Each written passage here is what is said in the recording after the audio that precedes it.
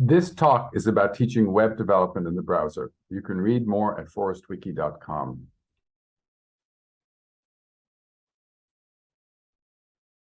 There's a big difference between teaching a group of students, either in person or online, versus learning a skill by yourself at some website. So what do teachers need? Well, they have requirements, and then let's see how the forestwiki.com meets those requirements. The first thing is you want no student installation. It's just a nightmare. Everyone has a different computer, a different operating system, tablets, maybe some just have a cell phone. Much easier to do everything in the web. So what forestwiki.com provides, it's a free Docker container. Install it either on the teacher's Linux box or on some school server, and then just people log in. Much, much easier.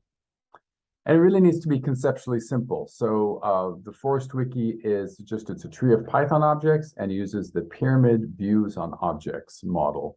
So here we have forestwiki.com. Here we have the display view. We can go take a look at the edit view. Here we have a WYSIWYG CK editor. We can also go to the ACE edit view. And it's a syntax checking, more technical syntax checking editor. If you make an error, it gives you a warning message. We can take a look at the history, take a look at old versions of the history and restore them. There are a whole bunch of other views, but let's take a look at the manage view. This is, of course, a tree of Python objects.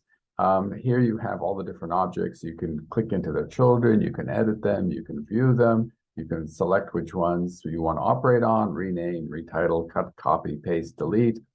It's really, really conceptually very simple. Tree of Python objects with views. And of course, we need student accounts. And so we have that. So let's go take a look at each individual has their own account. It's much like Plone. And so it has good security. You can give people just access to their own branch of the tree and not to anybody else's. So here's my branch of the tree. Again, we can click into children's nodes. Here's an image which has multiple children. So there's an image of a certain size, and then you go slash 200H or 200 wide, and you then see the image of the different sizes. And of course, these are all dynamically generated for you if they don't exist. So really easy to do resizing of all the images on your website.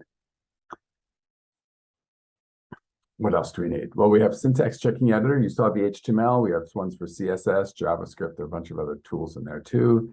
And for basic website building, you also need images, files, folders. All of that's there. There's some advanced options, Pug, Jinza, JSON. Pug is very nice for, let me show you Pug, for generating HTML. It simplifies it hugely. Here we have the Pug examples. Here we have the HTML. On the right, you can see the HTML, and on the left, you can see the Pug. What it does is it uses the Python indentation approach to define structures. So you toss out the opening brackets, you toss out the closing tags. Much, much easier to read and generate HTML this way. It's particularly essential when you're doing these very complex Bootstrap 4 menu bars. So actually, you've got the Pug for this menu bar. You can edit it however you want. Simplifies life enormously. Pug, JSON, Jinza. And then Jinza has some security, some simple security in it, so that the students can actually access the Python objects, but they can only access their own Python objects and not the other students' Python objects.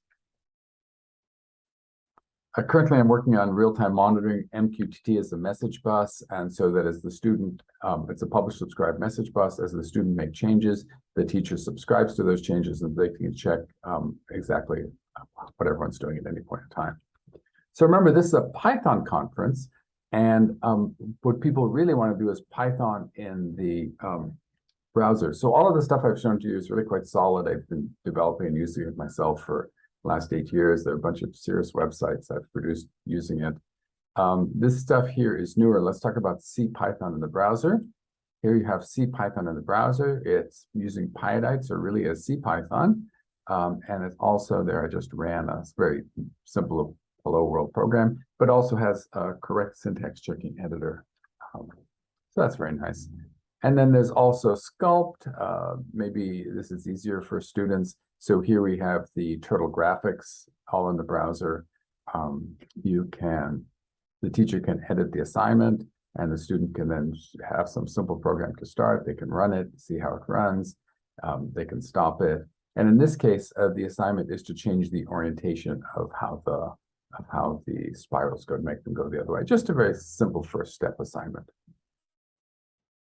So, forestwiki.com. What happened there?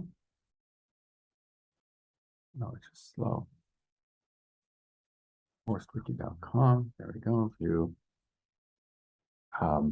You can see all the links to the demo, the Docker Hub, the slides, greenmaps.us, uncensorednews.us, where I cover climate change information. We've got the CPython, we've got the Sculpt. So any questions, go to forestwiki.com and you can click on contact and reach me. Thank you very much.